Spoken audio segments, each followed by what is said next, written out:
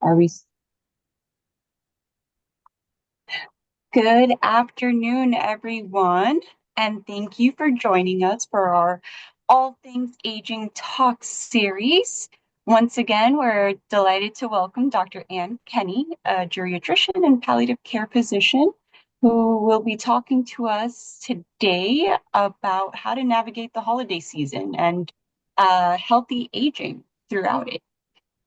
Thank you, Ann. Thank you, Natalie. Um, Welcome to everyone. Thank you for joining me today.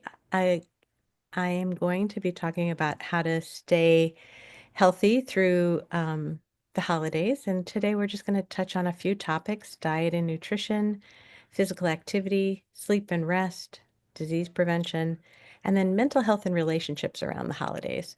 So we'll try to keep it pretty casual, but it's I think every holiday season when you go see Santa or your other relatives for the holidays, maybe also think about making sure you keep on track for your physician appointments or your other healthcare appointments. That is one of, and so here I show people going to visit Santa and going to visit their doctor.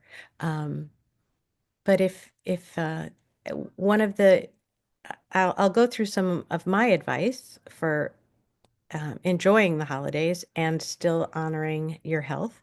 Um, and then at the end, we'll look at maybe what the American Heart Association and a few other people recommend as well. And I did my talk first and then went to see what other people recommended. And it was amazing to me how much they overlap. We'll start with diet and nutrition. And I just want to talk about hydration.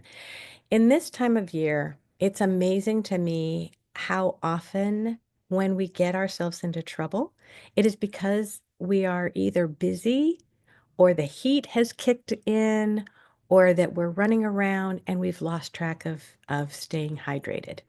And I've had people tell me, I can't remember to drink water. I don't like water.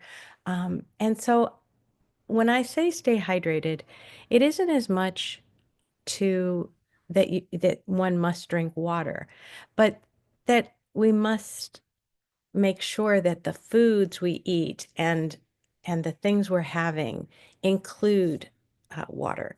Um, I, One of the best ways to get hydration is to eat fruits and vegetables. Believe it or not, you don't need to drink a lot of water if you're I mean, in the summer, I think it's fairly easy. Watermelon, cantaloupe, um, very hydrating fruits. But in the winter, cantaloupe is still available and honeydew. I mean, through at this point in time, our supermarkets have everything. Um, or making smoothies as a snack versus having crackers and cheese, having new flavors in your water. I've had so many people tell me they don't really like water. It could be seltzer. It can be um, adding a slice of orange into your into water, or cucumber, something that makes it taste fresh. Uh, Popsicles, fudgesicles, things like that are chock full of water. Um, and other hydrating foods like soups and teas. All these things matter. And some I know a lot of people who just put a pitcher of water in their refrigerator and then just drink on that all day. Some people like ice. I love like I love my drinks with ice in them. And so if I have fresh ice in my ice trays, I'm much more likely to drink something. I know people who only want uh, room temperature water. So if they put a pitcher out in the morning and then just kind of make sure that they're drinking through that pitcher all day, they do better. So staying hydrated is important. And you'll see in my upcoming slides that do talk about moderating food and um, drink intakes. You'll see that hydration continues to be one of my recommendations.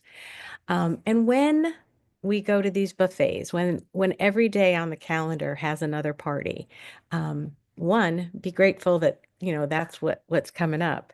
But if you don't have nutritional modifications that are required due to high blood pressure or diabetes or borderline diabetes, things like that.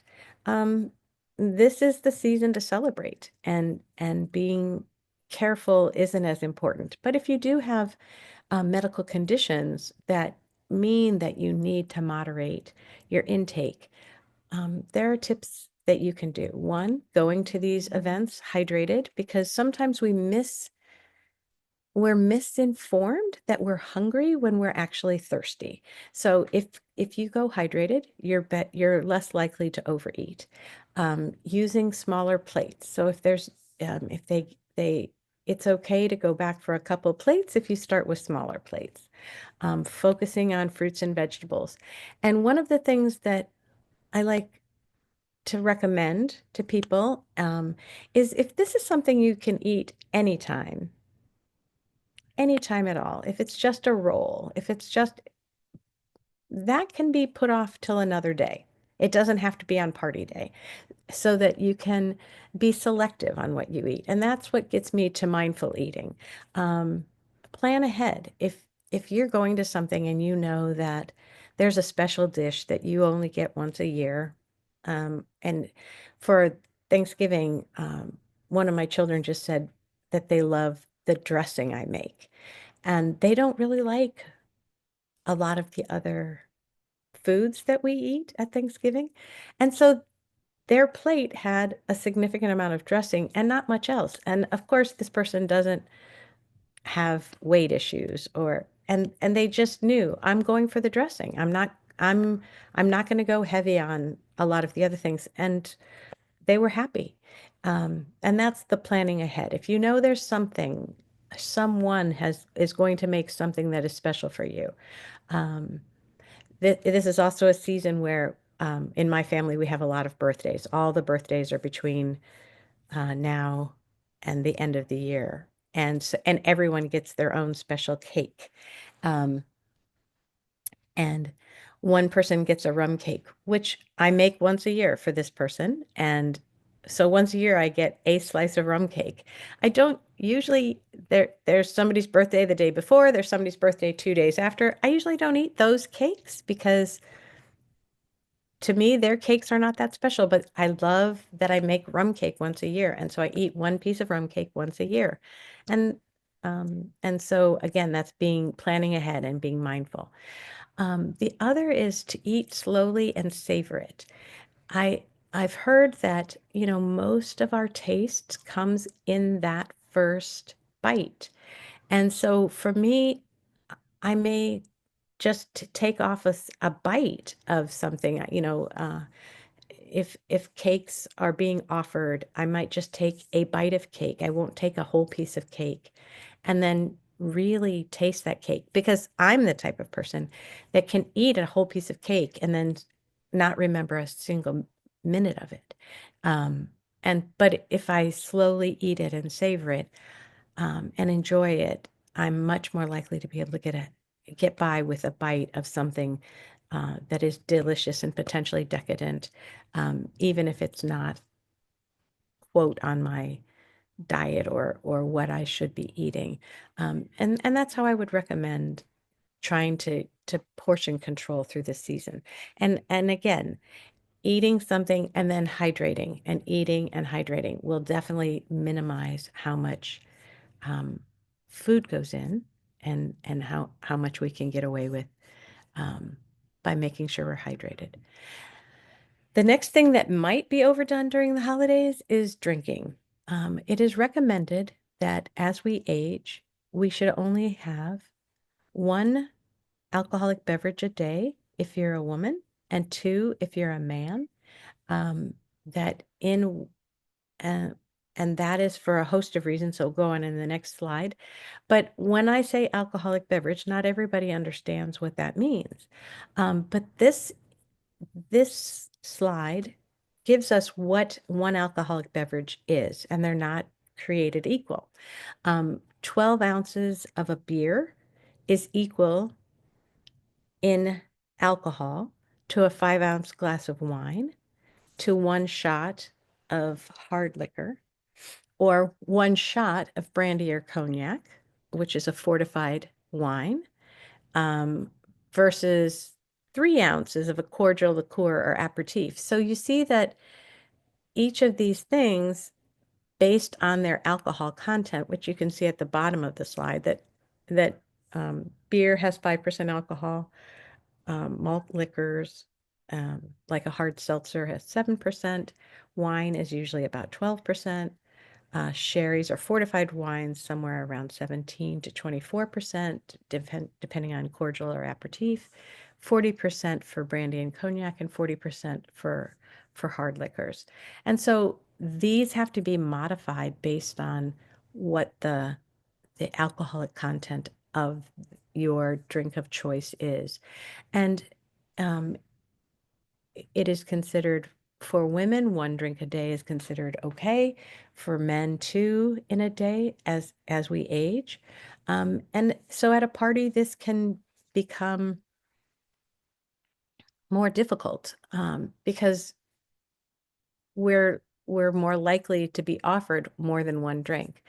So many strategies, or some strategies, can include having an alcoholic beverage and then having uh, a mocktail, or switching to a non-alcoholic beverage at that point, um, or having a half a glass of wine, again having, or cutting your glass of wine with a seltzer or a sparkling water or something, and making it more of a spritzer, um, switching from a beer to a non-alcoholic beer. There are some very good ones on the market. Things like that, strategies like that, or coming and not beginning the night drinking alcohol, but r- beginning the night with the mocktail, and maybe ending the night with the 1 alcoholic drink that you may be having. These are just some strategies to go forward with. So, but the why behind, why is it that we need to cut down on our alcohol intake as we age? I know my friends and I think this is the time when we would like to increase our alcohol intake, because we're not responsible for our children anymore. I mean, the beauty of gray hair is that my kids are responsible for their kids, and I'm just the grandma now. But there are physical reasons that we need to moderate our alcohol intake. Uh, One of the key is that we have decreased lean body mass with increasing age, and decreased water content. And so less alcohol affects us. It becomes gives us a higher blood alcohol level with less intake. Our metabolism is a bit slower, so that the alcohol sticks around longer. There are potential interactions with medication, so be sure to check with your physician or pharmacist about how you need to modify any kind of alcohol intake, depending on the medications you're on. And it's important to remember that one of the side effects is, as we're aging, we're at increased risk for falls and accidents, um, for a host of reasons. And alcohol is one of the things that can increase that risk even higher. And it doesn't, we, we can't, we don't know that with every fall we might have an injury, but the risk increases to have a fracture, to have a significant fall, can often lead to increased disability, and limit our chances of being able to stay home successfully. The next area is that we need to make sure we keep our physical activity up around the holidays. Um, when we get busy, when there are extra parties, when there are extra responsibilities, preparing for parties or preparing for the activities around the holidays, sometimes we forget to get our usual activities in. Or as winter comes, we may be outside walkers, and some of the things we usually do may go away. So I just give some suggestions here for how to continue to have increased activity. It can be dance parties, as is shown in this slide. Um, I I know several people who, when they're doing their holiday cooking, put on music and just kind of dance and shimmy around the kitchen. That works. Interactive video games, if your grandchildren or your children may be coming, and they enjoy video games, ask if there's some interactive ones that you can um, bowl, box, dance. There are interactive video games that can get you moving. Um, DIY home workouts. My One of my children loves to come and put yoga on when they come visit with me and get me stretching. There are holiday fun runs or walks, depending on where you live. Some people say that there is no bad weather, there's just bad clothing. So maybe one of your holiday gifts requests could be better gloves or wool socks or whatever it takes to get you back outside if possible. Lots of people love winter sports, and you could do snowshoeing and get outside that way. Taking someone out and building a snowman, that always gets my heart racing. But I don't know whether it's from the cold or um, moving that boulder around. Scavenger hunts can be fun. So and creative, coming up with things you could look for at a mall, ways to walk in new areas, hunting for things. And so just short workouts. These things don't have to be long. You can just walk in place during commercial breaks on your favorite TV shows. Um, for those of you who stream and you don't have to go through commercials in between programs, you could take a 10-minute break for walking in place at your house. So there's all kinds of ways to add exercise back into your winter days, and if you're and into your festive making activities as well. The third big piece is sleep and rest. A lot of times we're out later, we are at more parties, and we may disrupt our sleep routine. But as best you can, even when you're traveling, try to stick to your usual sleep routine. Um, Sleep hygiene is partly kind of having a routine and going to bed around the same time and waking up at the same time. But if you are staying up later to accommodate a party or something, don't plan to be up the next morning at the same time. Try to get that 7 to 9 hours of sleep. Um, and and and don't keep burning the candle at both ends. Make sure that you're getting the rest you need. We know that our brains heal during our time of sleep, and we need that sleep. And to be as bright and as with it as possible, we need to get the sleep um, to heal our brains. At this time of year, it's also important to think about disease prevention. I'm a big believer in immunizations, and I think Kendal at home is as well. It is that time of year to think about our flu vaccinations, our COVID vaccinations, potentially RSV vaccinations. It is always the time of year to be doing hand washing. I think COVID taught us all that. Coming in the house, having hand sanitizer when we're out in public, coughing and sneezing into our elbow. Um, I have a cold right now, and as I, you know, wipe my nose, I sanitize my hands each time. Um, and if you're not well, I think again, COVID taught us this. It's time to stay home.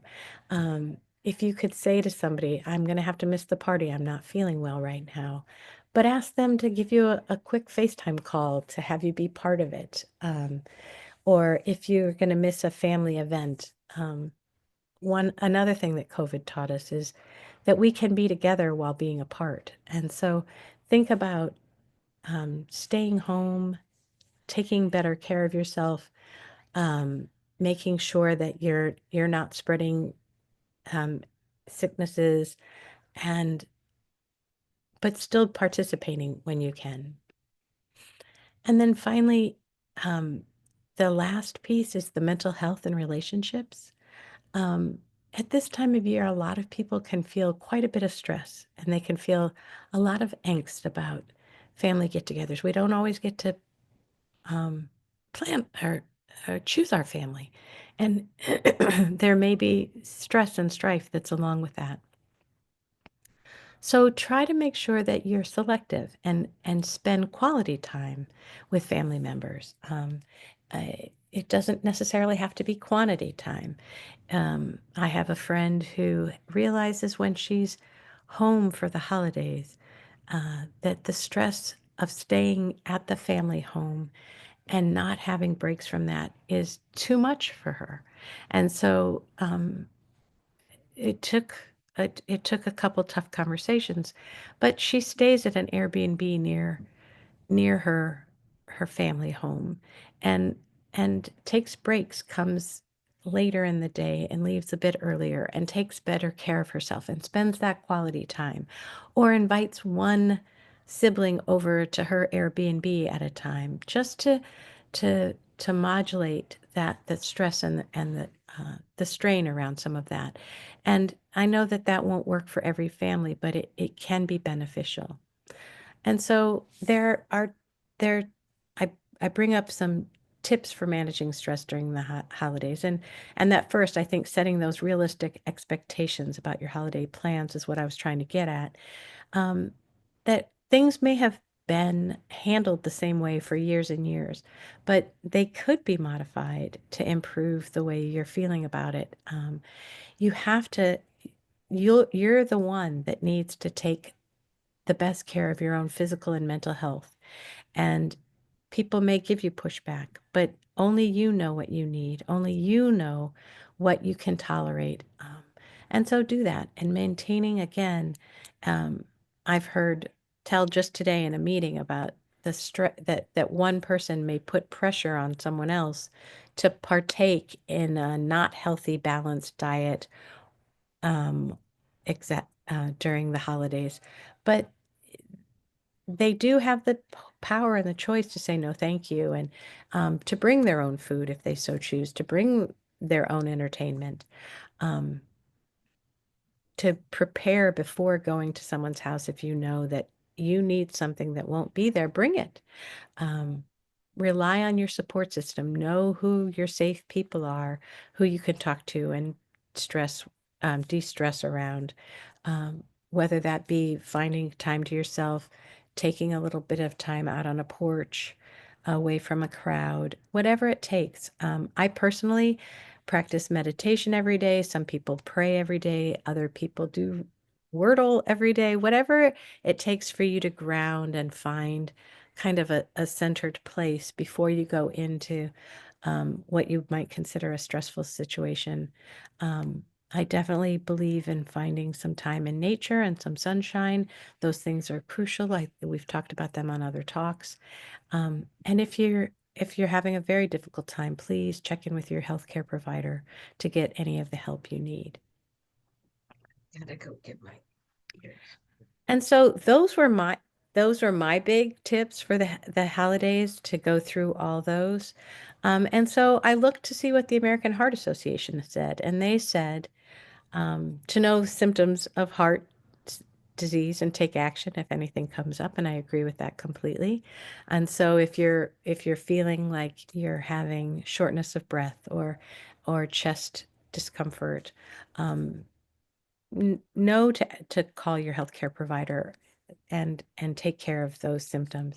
They recommend keep moving, plan for goodwill towards yourself as well as others, and I think that's very important. Again, you are the keeper of your health, and you are the one that's going to be in charge of that.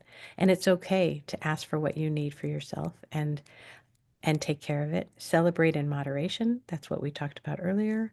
And stick to your medications. I know at this time of year, it can be easy to forget diet, exercise, and medications, sleep, and stress reduction, but kind of checking in on all of those every day is a great idea.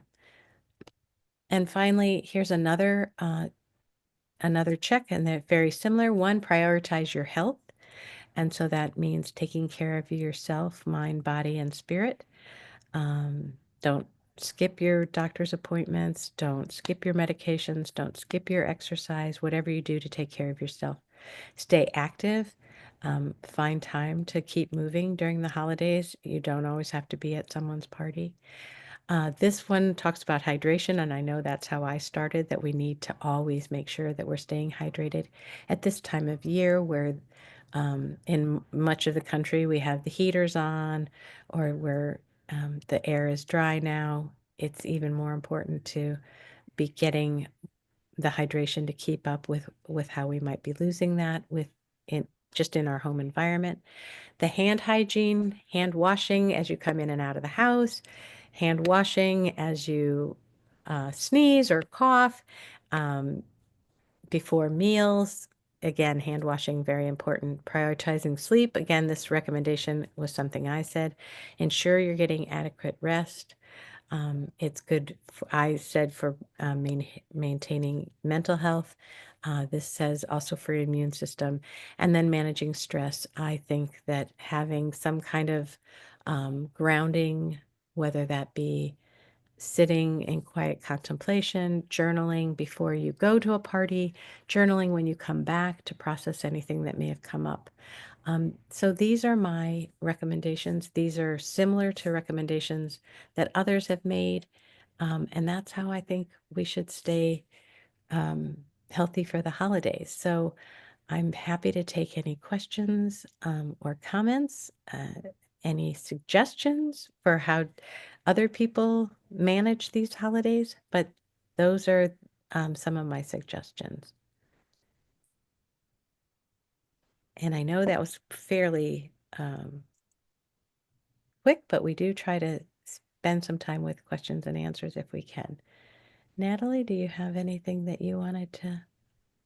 Just thank you for sharing such awesome tips, some that I will actually take myself. So I appreciate that. And yeah, I don't know if any of our members that joined have any questions for Anne.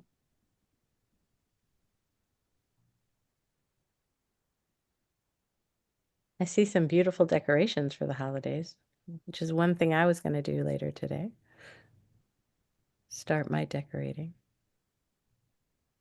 which I do in little bursts. That's another thing. I used to think, oh, I have to get it all done in a day.